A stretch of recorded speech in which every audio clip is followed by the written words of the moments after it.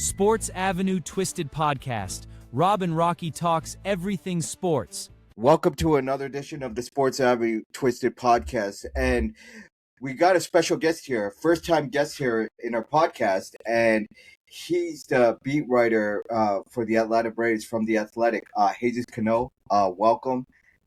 It's an honor to have you on, and we've been trying to get you on for quite some time, but gladly that you're here. Welcome. No, appreciate you guys. Thanks so much for reaching out and having me. I'm always happy to discuss whatever needs for Braves and stuff like that. And you guys work hard. People told me you guys do a good job, so I will be more than happy to provide whatever insight. We appreciate the kind words, and we just appreciate you taking the time out of your day to talk to us. So, thank you very much. Yeah. So. Let's talk before we get to the Braves. Let's talk about a little bit about yourself. Like, talk a bit about your background before you became the Braves beat writer. Yeah, I wore many hats before I became a Braves beat reporter. So I'm 26 now. I started off writing about sports when I was 15 years old. I wrote about high school sports back home in my county in the Bay Area. We had really good football talent, just all around really good athletic talent that deserved coverage, and I was able to do that there and just, got my experience and did high school sports. When I went to community college, I was the sports editor there.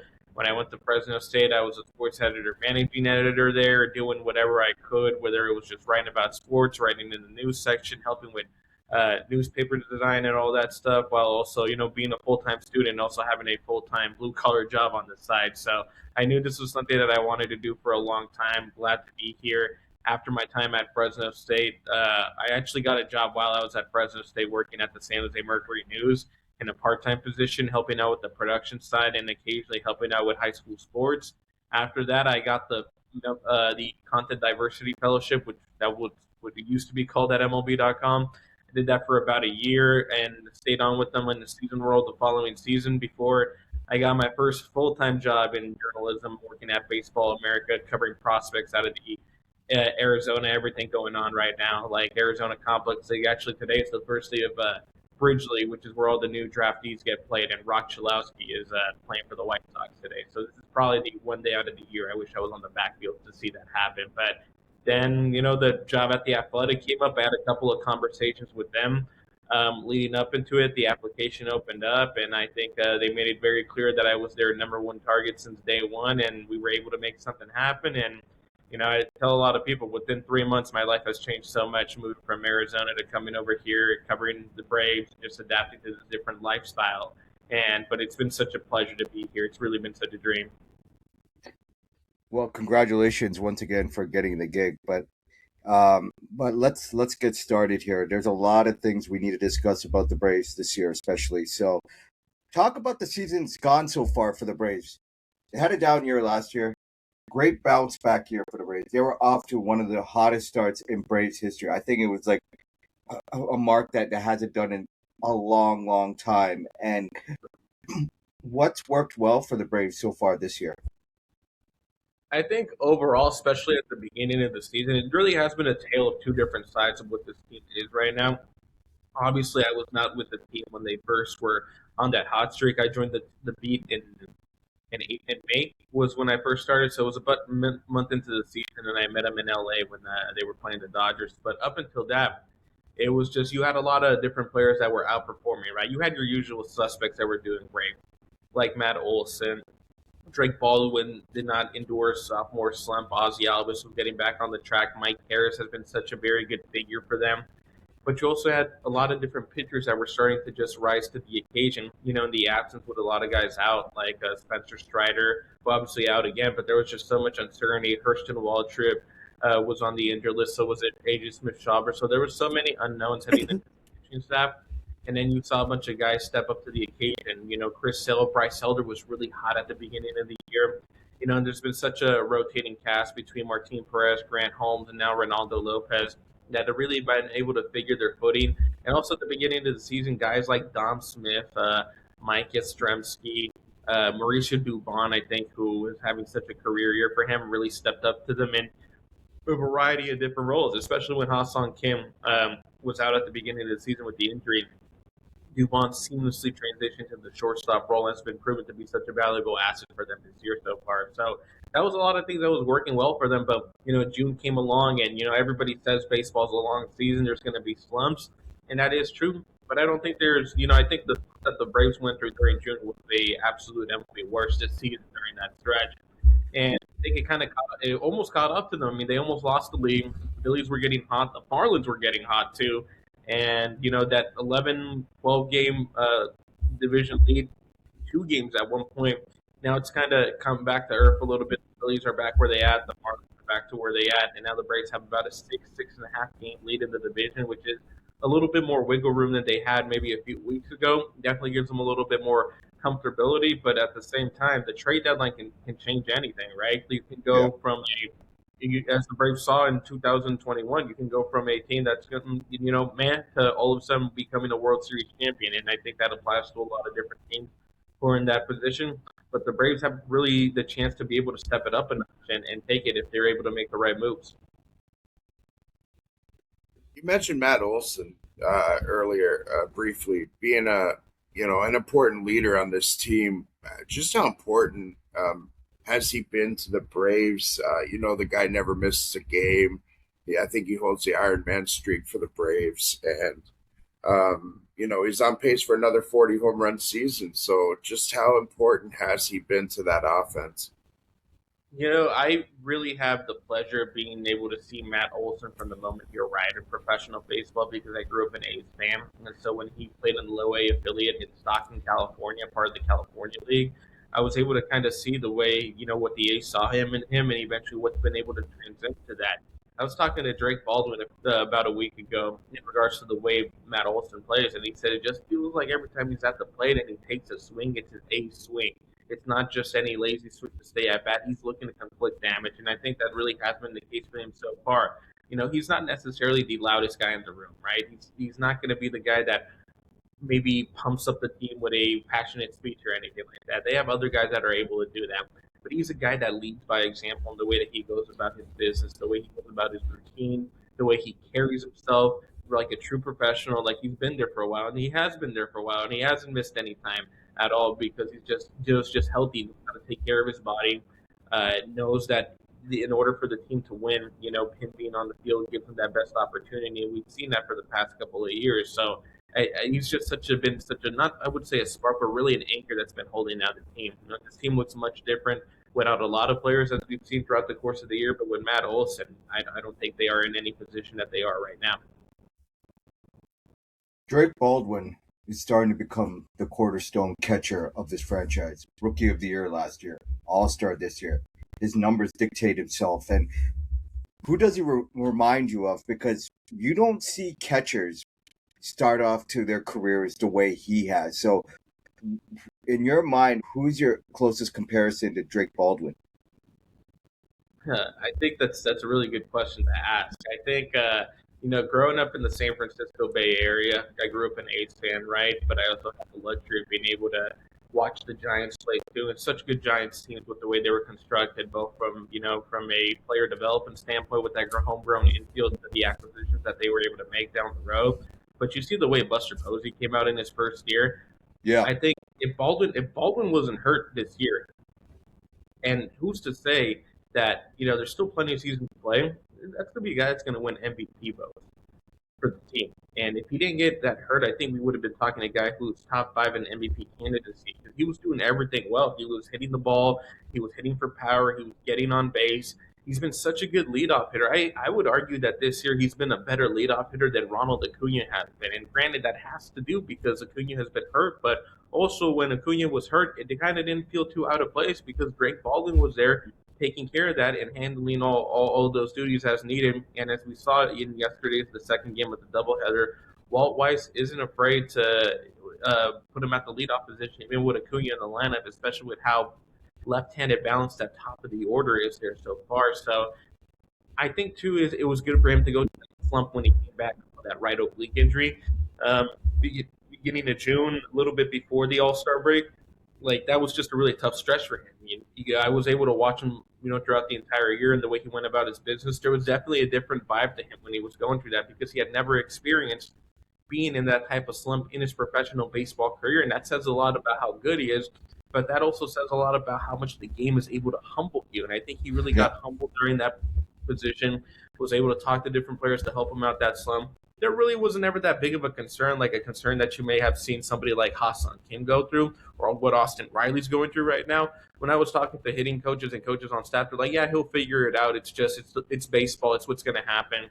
And now it seems like he's been able to do that nonstop so far. So he's been such a pillar of that. You look at that top of the order, Matt Olson, Drake Baldwin there. If Acuna can figure it out and really go back to the caliber that he's been able to do it, and Austin Riley become even close to the vintage form that he was, this offense is just going to be one of the most productive offenses for the second half of the season.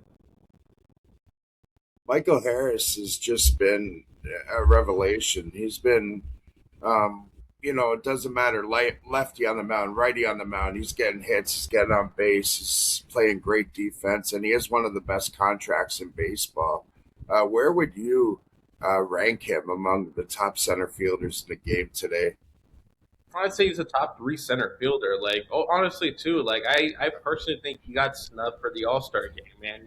I'm glad it went to somebody like Andy Pajes, who obviously had to do a lot of work and self reflection as a player and as a professional to be able to get himself into that position. I was waiting for that entire weekend for them to announce that Michael Harris was going to go to the All Star game, and it never got announced. I think he was a player that clearly deserved it, and if this was solely based on maybe coaches or player votes, he would have been in there. And, to him, that kind of fueled him a little bit more. And he just continues to do what he's doing, coming off of a year where it wasn't necessarily his best. He worked a lot during the offseason to work on his timing, work on his hitting. And he's been able to, you see, as the results come on the field, he's been arguably the most consistent player in that lineup. Baldwin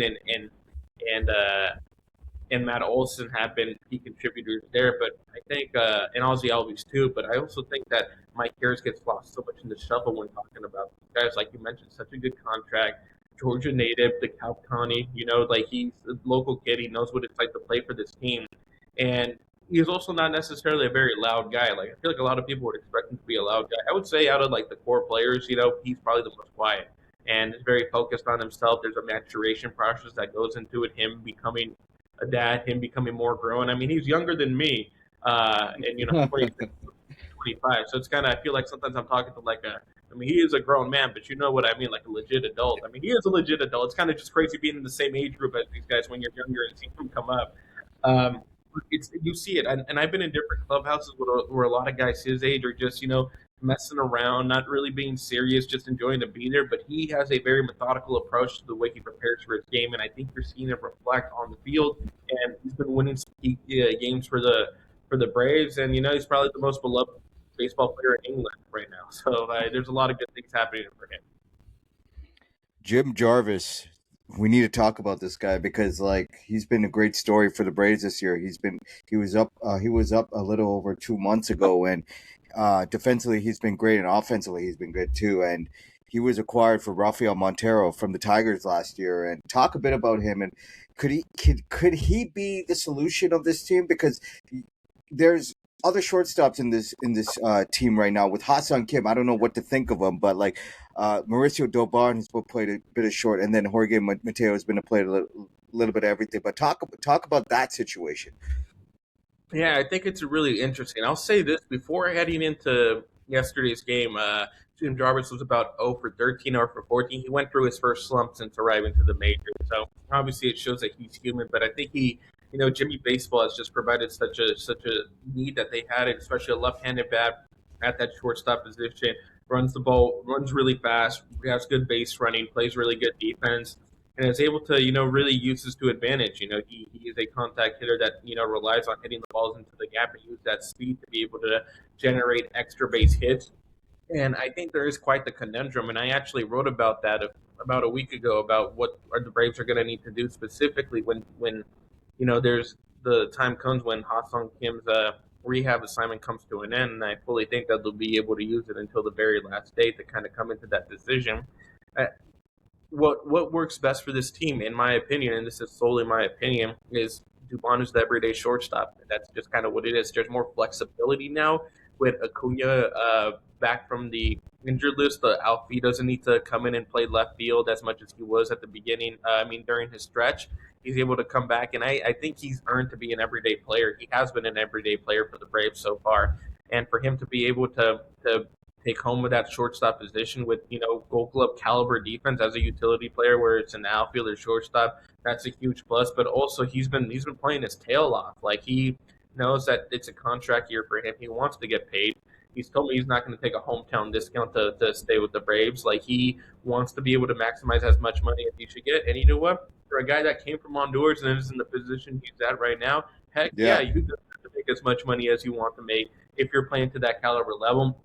And teams like the Dodgers, teams like the Yankees, guys who like players like him are going to give him that money. And I think you're seeing the way he's playing that on the field too. It would be smart for the Braves to also do that too, but that's kind of up to AA and what he wants to do. But that's the way I see it too. And also, like, I think what eventually is going to happen is I think Jim Jarvis is going to get sent down. And the reason I say that is he's not as hot as he's been, right? But he has options, and that's the key thing. He's a player with options. Jorge Mateo does not have options. And Kim obviously is making that amount of money. I don't think the Braves are going to necessarily give up on him right now. I think the ideal scenario for them is Jim Jarvis gets sent down for the time being. Kim gets about 2 weeks, and then if you can't figure it out, you just have to eat the money. Or also maybe another possibility that could be there is, like, I don't know who would necessarily want him. You could maybe give him, like, throw him in and eat his contract, but you give him to, like, a lower level performing team that you do it and just trade off that contract and eat the money up. Just offer him as a chip-in and pay for the money, and you don't have that problem about what's going to happen on the roster. You can rely on Dubon. You can rely on Jorge Mateo too, who I think at some point in the season was going to look like the guy that was going to take over for Hassan Kim with the way he was playing, but he slowed down a little bit. But I think his speed and his speed just adds so much value to him. You're going to really need to be able to rely on those type of guys, especially late into in October when maybe he's not playing, but he's such a good bench piece to come off because he has the chance to come in the ninth inning, someone gets on base, he can steal second, and you're automatically in scoring position, and you're, just a single away from being able you're even a bunt and a sack fly out from tying the game or winning the game. So it's stuff like that comes into play too. So it's going to be interesting to see what they do. But Jim Jarvis, I think, has really proven to himself. It's just he's playing his way there. I think if he really wants to continue to show, he just needs to kind of step it up a little bit after going through that slump. But he's been such a good addition to that clubhouse. Austin Riley, he's been kind of a polarizing player the past few seasons. He had those 3 seasons with, over 30 home runs, and he's kind of taken a step back, but his defense never lacks. Like, this guy, it's shocking he doesn't have a Gold Glove, and he just plays elite defense at third base. And with offensively, with the player he is now at age 29, is this or the norm for him? Is this something like, what do you expect from Austin Riley going forward, like now and going forward?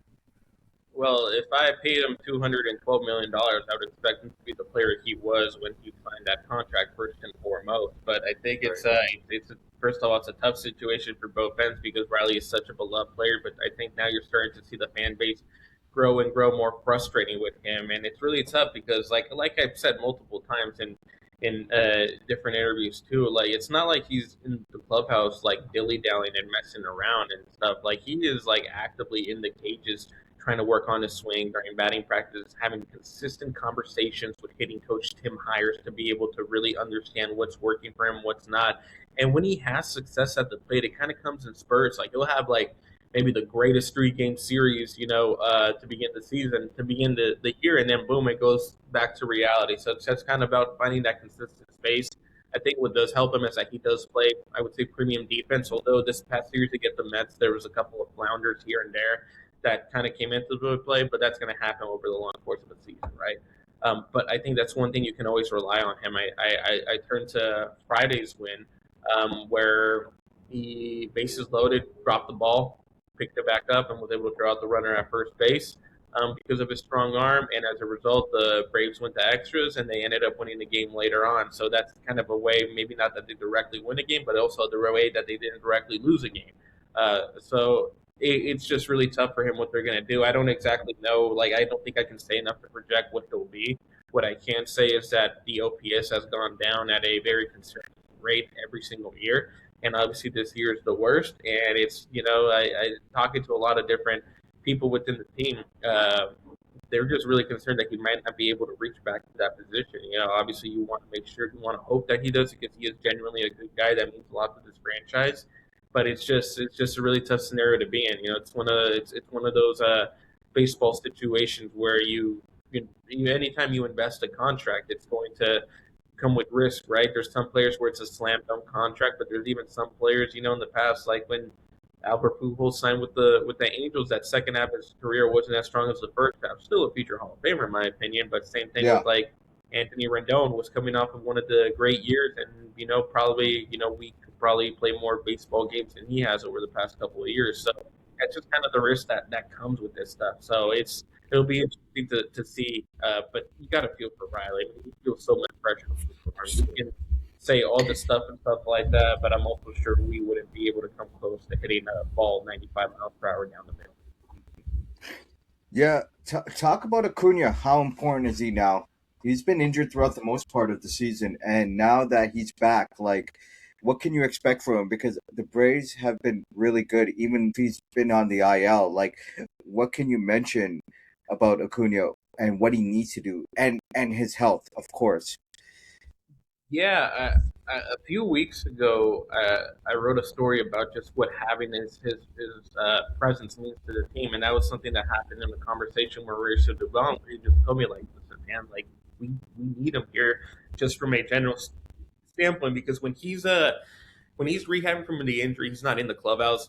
He doesn't stay for games, right? He heads out, does something. He doesn't go on the road. So the vibe is much different when he's there compared to when he's not there, because he just brings so much energy. He has fun playing the game. He brings that onto the field.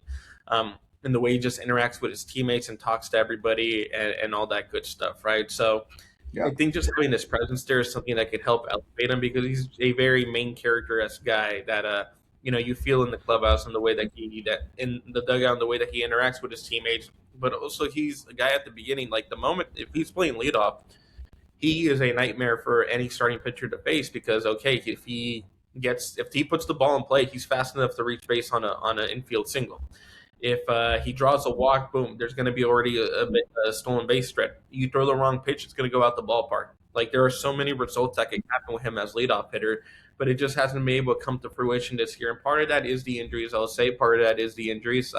He's been very injury prone throughout most of his career. Some of them unfortunate. Some of them just can't seem to go away, like these ones that he's faced this season. But if he can get hot, like I mentioned, I feel like a lot of this just said, like, I feel like in the past I've said, when the Braves are healthy, they're going to be a good team. Now it's a matter of like, okay, when Braves are healthy, yes, lineup's healthy. When they're at full strength and playing very well, this team is arguably the best in baseball, like it was at the beginning of the year. But it just with Ha-Seong Kim, with Austin Riley, with Ha-Seong Kim, that left side of the infield not being as productive, and Acuna not playing to his caliber that we're accustomed to seeing before, it really not holds them back, but it doesn't allow them to get to the full potential that this lineup could be. Because I'll tell you this, whenever the Braves are down by 2 or 3 runs, maybe in the 6th or 7th inning or later, I always feel confident that they'll come back. And that's from a reporter perspective, because I know how this offense can explode. You just need Drake Baldwin to get a hit, Matt Olson to get hit, and then Mike Harris to sit out the park. It's stuff like that happens. Talk about the rotation a little bit with Chris Sale leading the way, and Grant Holmes, Ronaldo Lopez, Bryce Elder, and Martin Perez has filled in quite admirably. You just get A.J. Smith-Shawver back. I believe he made his debut yesterday. And just talk about some of the guys that have been on the IL and when you expect some of those guys back, or if you expect those guys back in the future. Yeah, so I think, and I've mentioned this in the past before, but I'm always grateful, objectively speaking, as a fan of baseball and just somebody who respects the game, to be able to watch Chris Sale and what he's doing right now at this point in his career. Because I got to see him make a couple of starts whenever the White Sox came and played the A's in Oakland, and just seeing the way he's been able to be dominant throughout his career, and just the career renaissance he had at the end after all the injuries he went with the Red Sox, and the Braves able to help him find that stuff and give him the confidence to join the team and be such a valuable player to them. And it's the way he goes about his business too, behind the scenes in the clubhouse. Uh, the way he talks to his teammates, the way he goes about his routine, how kind of old school he is, which is kind of crazy to see that there is a different mindset in 2012, 2013 when I was watching the game to where it's at now. It's not as analytically driven as it is. There's so much different other things that come into account now, and he's told us straight up. He's like, "Yeah, I'm not a guy that necessarily prepares for, hitters or stuff like that. It's just, whatever I feel out there is doing good is going to happen, and kind of with the way he's been." So he's been such an anchor for them. It'd be nice to see the Braves give him a little bit of run support when he goes out, but even like yesterday, the bullpen was able to come down and hold that 1-0 lead for them. So stuff like that really kind of plays the benefits too. At the same time, on the flip side too, Bryce Elder was really good at the beginning of the year. Has kind of very much so struggled all of June and some of May and some of July towards right there. But now I think he's getting back to kind of what he is, and it's a guy that can give you 6 innings and maybe 2 to 3 runs and put your team in a position to win. But I think that's also been the case with Grant Holmes and Martin Perez too. Martin Perez also a guy I watched a lot growing up because he was on the Rangers and faced the A's like almost every single time they played. So being able to watch him pitch too and be such a veteran presence for a lot of the people, a lot of the Spanish-speaking guys in the clubhouse have been such an important role. But I think the pitching does need to take such a big step forward, and I think that's what that's trade deadline for. As great as Grant Holmes, Ronaldo Lopez. I mean, at one point, Ronaldo Lopez was the best pitcher on the staff a few years ago. Yes. And Martin Perez, those are good guys to have, but are those guys you necessarily trust to give them the ball, in Game 2 in Philadelphia? I don't know. They're not going to give you the 5 innings you're accustomed to seeing, So that's definitely the area that they're going to need to bolster a little bit more. How much credit do you give Walt Weiss in his first year as a manager for the Braves, in addition to Anton Richardson and Jeremy Hefner, the pitching coach? And speaking of which, the Braves had bullpen issues last year, and now they have the best bullpen, but unfortunately there's been injuries like the Robert Suarez and so on and so forth. But talk about the importance of the coaching staff and how key were there, especially with the bullpen being better than last year? Yeah, I think it's tough for me to draw a comparison of the coaching staff last year compared to this year because I wasn't here. But I think first, in regarding to Walt Weiss, the Braves are one of the few organizations where you need somebody who understands the franchise, understands the history and the way it works to be able to lead this team. You saw that with Brian Snitker for so long within the organization, and then became the manager. And Walt has been there as a player and as a coach for the past few years, and he's the ideal guy because he lets his guys do his thing. He knows that they're going to take care of business. He doesn't have to worry about his team getting too distracted or getting too in trouble or anything like that. He can trust on his leaders to be leaders, and they can trust him to create the best lineup possible, talk to them when needed, and be able to coach them to the way that he's able to do it. So he's been such a big reason. I think there's the argument that he could be in line to be a manager of the year candidate with what he's been able to do, especially the turnaround and the adversity that this team has faced all year with a lot of different injuries. But Hefner has been such a huge impact on them. Antoine Richardson too, Tony Watkins, the third base coach, and JP Martinez, the bullpen coach too, that came over from the Giants. A lot of people are comfortable with him in the preparation that comes into the way they're able to do it. And I think the Braves are very fortunate to have just everything going together really well on the bullpen side, because Iglesias has been back to, he's all-star for the first time this year and has been pretty reliable as a closer. Robert Suarez was the best reliever in baseball up until he got hurt. And Dylan Lee has been such a great story for them. Didier Fuentes has done a good job adapting to this bullpen role for the time being until they maybe want to make him become a starter next year. And there's just a lot of things too. Dylan Dodd. I mean, there's just been a lot of talent there that's really stepped to the occasion, along with Suarez and Iggy being the main guys in there. But the way everybody else has stepped up has been really good. And I think if the bullpen sucked, this team would arguably be in the same position as the Phillies and the Marlins, straight up. The bullpen has really saved them a few different times from facing serious losses in the way they've been able to do it. So I think that's definitely a strength for them. maybe with Suarez out and us not necessarily knowing when Suarez is going to come back, when that's going to happen, especially since he hasn't thrown bullpen session or anything like that. Like, be another month before he comes back. It could be even longer than that.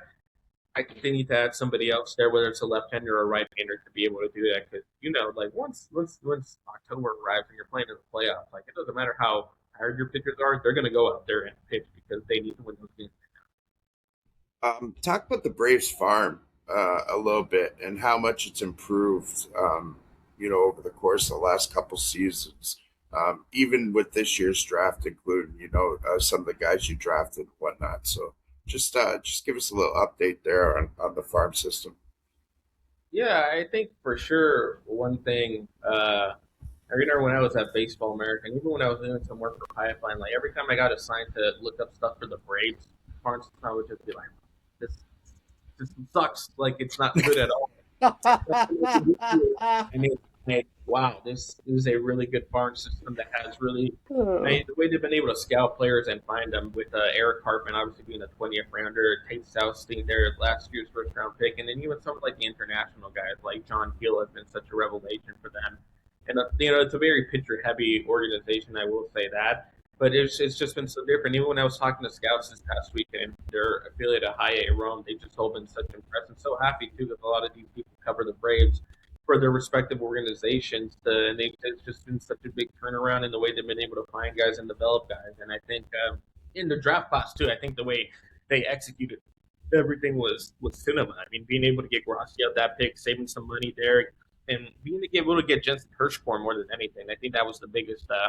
That was the biggest revelation of them all, has been able to get that guy and signing him for what he did and the approach that they were able to do it, because I think he's going to be a really good pitcher for to come with just his stuff and development. And he's 6'7", 6'7", he's 6'7", 100 whatever pounds. He's going to fill in more into his body, right? So he's going to become a really good pitcher down the road. And it's just like top to bottom, like that draft class was really good. And I think it also sets them in a good position to sell.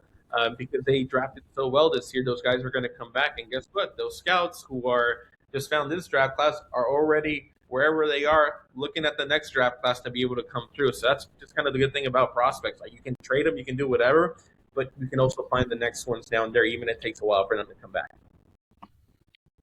Well, this is my favorite time of the year, trade deadline season. The Braves are going to be buyers. We know that. They're in first place right now in the NL East right now with the Phillies and the Marlins behind them. Like how important is this trade deadline for Alex Anthopoulos, knowing that, last year they were sellers, missed the playoffs, and he hasn't really made that mark of making a big move, right, so far in his tenure with the Braves. Like, could we see that in this trade deadline with Alex, especially with the lockout looming? I think there is a little bit more pressure to perform, definitely. If I would say this is the most important time in a stint with the Braves, it definitely is, because when he made those moves in 2021, I don't think anybody would expect the Braves to win the World Series.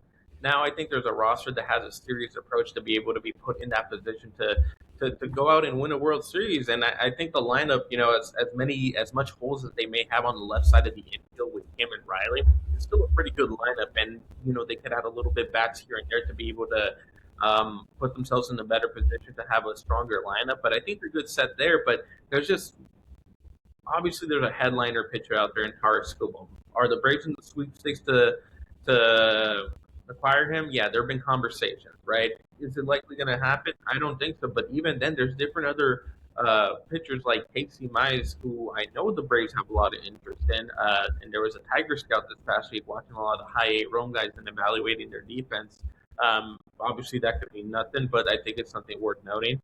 The key thing is for them to be able to get pitchers that are going to help them down the road into the playoffs and down the road. Like I think they just need to be able to really hammer after that. And the thing for me, it's like I think you should go all in. I think I think no prospect is safe.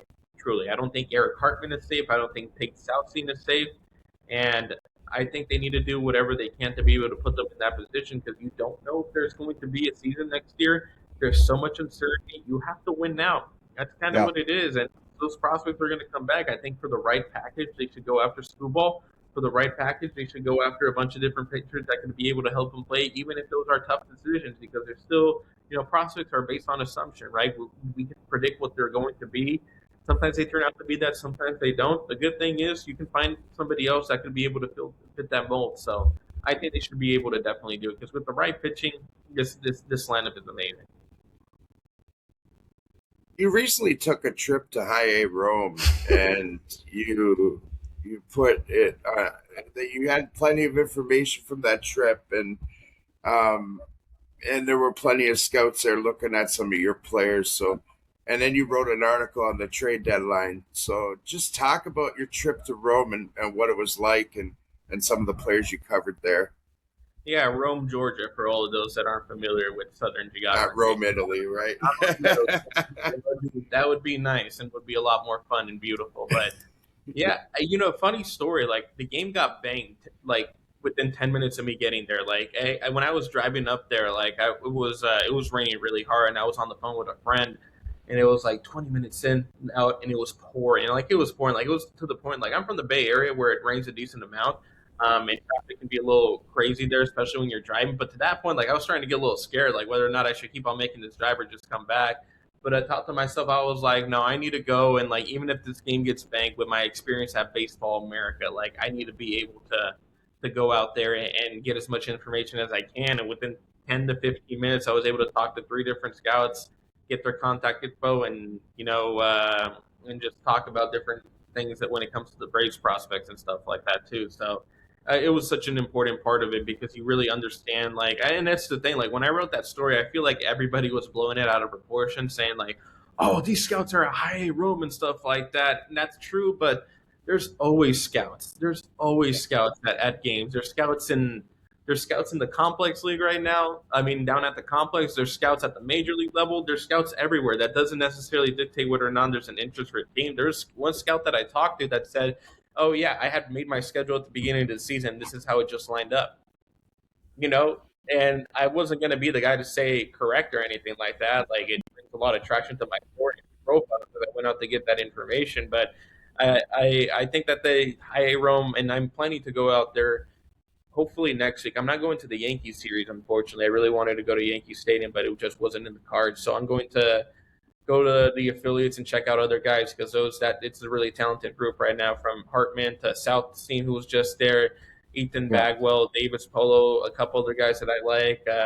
There's just been such a really good plethora of different players right there right now. So hopefully you'll be able to get out there. But it's just been such a good thing for the Braves to happen, especially when you think about the fact that like a lot of their players who they signed to these massive contracts earlier, that was like 4 or 5 years ago. Those contracts are going to expire sooner than later. And they need to have guys ready to go because this isn't the state team that's in the business of extending a lot of their guys with long-term contracts with the money they deserve. They're going to be able to rely on their talent and be able to fluctuate and create their next stars that are going to be able to lock them out pretty early like that. If you look at the team right now, it seems like starting pitching is a need throughout the industry, and it seems like the Braves are looking for starting pitching. And could you see the Braves go get more than one starting pitcher? Because, like they say, there's not enough starting pitcher. And is there any truth, like with the Scuba rumors, as Ken Rosenthal reported, and others as well? Of course, there's truth to that. It's Ken Rosenthal. We work together, Right. and I get to Right. everything. Of course it's true. And there have been conversations and stuff. I do think the Braves need more than one starter to be able to go into it because it's just they have good pitching depth, I would say, but I don't think they have playoff pitching depth. Like outside of Lopez, like those are guys that can get to the season, which is kind of what's happening. But don't trust any of those guys to pitch in October. And then J.R. Ritchie has not been able to be the prospect that they'd hope he's going, just because there's a lot of command issues. And he's 22. He'll figure it out. And I think he's going to be a very appealing trade chip for a lot of players that want a major league ready guy with the potential to be able to do it. So I think that's a possible case for them to happen. But they really need to be able to go. You don't have to go all in on Screwball. There's definitely a lot of other players that are able to do it. I believe like Robbie Ray, Reed Detmers, Casey Mize, and a few Jose Soriano could also be a good option to be able to help them out. And I think there's a lot of players in there that could be quality pitchers that help alleviate your bullpen a little bit too. Because a lot of the guys I mentioned, Holmes, Mark Perez, and Ronaldo Lopez, they don't go deep into games. They give you 5, 6 innings maybe. Rarely they'll give you 7 to be able to go that deep, but still they need those playoff caliber starters to get them deep into that. I'm a big fan of what Robbie Ray has done for the Giants, and I don't think it'd be too expensive to be able to haul in. I think Casey Mize is a guy that makes sense, and I think the Braves have the prospect capital to be able to make those transactions. So if I'm them, like that's what needs to be the number one priority. I think they could still add a bat. You got to add a right-handed bat. I think they have plenty of left-handers there, but adding like a right-handed bat, like a Taylor Ward would be good for them, even if he's not an everyday player, because he's still a guy that can get on base. So I would love to see them add a little bit more. So in order to get back to the World Series, what do you feel like this team needs to continue doing going forward? It's just not. I think like the obvious answer could be winning games, but I think it's really just taking care of the starting pitching, because I truly think that if your starting pitching isn't firing at all cylinders, it's a fallback and it's a reflection of what happens within the team. When the starting pitching was not good, the team stuck. When the starting pitching was good, the team was amazing. The team was the best in baseball for like the first 2 months of the season. So I think that's what they need to do. And I also think with Robert Suarez out, they're going to need to add another reliever, because you just don't know when that time's going to come. So Well, Jesus Cano, we appreciate you taking your time. I know you're a very busy man, and it's the busiest time of year. Where can we find you on social media and everywhere else? Yeah, so you can find me on Instagram at Jesus_Cano88. I do have a media Instagram. I mean, not on Twitter, my bad. But I do have a media Instagram by Jesus Cano, where I try to post more content. I'm trying to get better at that and trying to see what works for Instagram in terms of having a media account. So bear with me on that. But I share, like I recently posted a video of Ronald Acuna's batting practice there. Sometimes I share my insights, or just sometimes I post pictures about stuff on the road, which a lot of people seem to enjoy. So that's where you can find me. And obviously, I work at The Athletic. If anybody wants to subscribe, that would be great. You're not just getting Braves coverage with The Athletic. If you're a Blue Jays fan that just happens to be listening to Mitch Bannon, covers the team for us and does such a great Friends job. of our show, yeah, he's done such a great job for them. And it's not just that. If you're a fan of most sports, we had great World Cup coverage. They always kill it with their college football and their NFL coverage, and NBA coverage too, and do everything else too, and also affiliated with the New York Times. So the New York Times is the pinnacle, in my opinion, of North American journalism. And if you want to get it from the best, that's where you go to. Actually, I just subscribed. I used to have The Athletic a while back, but I subscribed. It's super cheap too. It's like $1 a month or something like that. So, you do a great job, man. We appreciated having you on, though. It was awesome. We had a blast talking to you. So, thanks for taking the time out of your day, man, to join us. Thank you so much, guys. I appreciate it. Whenever you guys need me, as long as I have the time, we'll be able to discuss. I appreciate you guys and respect what you guys. We appreciate you as well, doing hard work, job well done. But we will place a description below where you can find Jesus Cano in social media and everywhere else. But till next time, take care, be kind to each other. Signing off from the Sports Avenue Twisted podcast on Thursday, July 30th, 2026.